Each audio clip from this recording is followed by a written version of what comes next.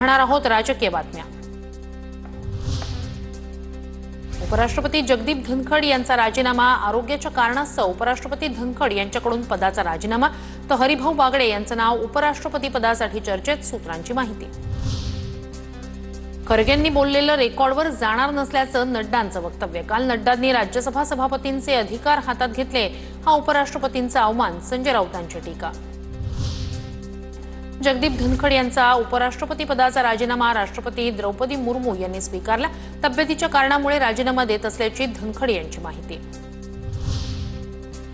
जगदीप धनखड यांच्या निरोगी आयुष्यासाठी कामना करतो। उपराष्ट्रपती पदासह त्यांनी अनेक महत्त्वाच्या पदांवर महत्त्वपूर्ण भूमिका बजावली। पंतप्रधान नरेंद्र मोदींकडून धनखड यांच्या राजीनाम्यावर पहिली प्रतिक्रिया।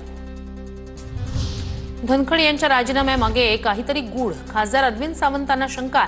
सकाळी ते निरोगी दिसत होते, कोणीतरी त्यांचं आरोग्य बिघडवलं, सावंतांचं वक्तव्य। संतोष देशमुख हत्या प्रकरणी बीडच्या विशेष मकोका न्यायालयात 4 ऑगस्टला पुढील सुनावणी। वाल्मिक कराडचा दोषमुक्तीचा अर्ज कोर्टाने फेटाळला।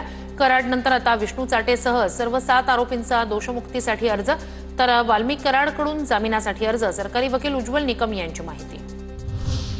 मंत्रालयात संभाजी ब्रिगेडचं आंदोलन। जनसुरक्षा कायद्याविरोधात संभाजी ब्रिगेडचं आंदोलन।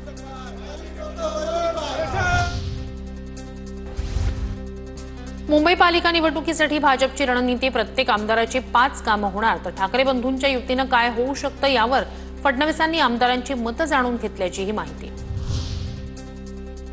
मंत्री हसन मुश्रीफ कोल्हापूर जिल्हा मध्यवर्ती बँकेचं अध्यक्षपद सोडण्याच्या तयारीत। सांगलीतील कार्यक्रमात सुतवाच। एकाच घरात जिल्ह्याची पदं नकोत, मंत्री हसन मुश्रीफ यांची भूमिका।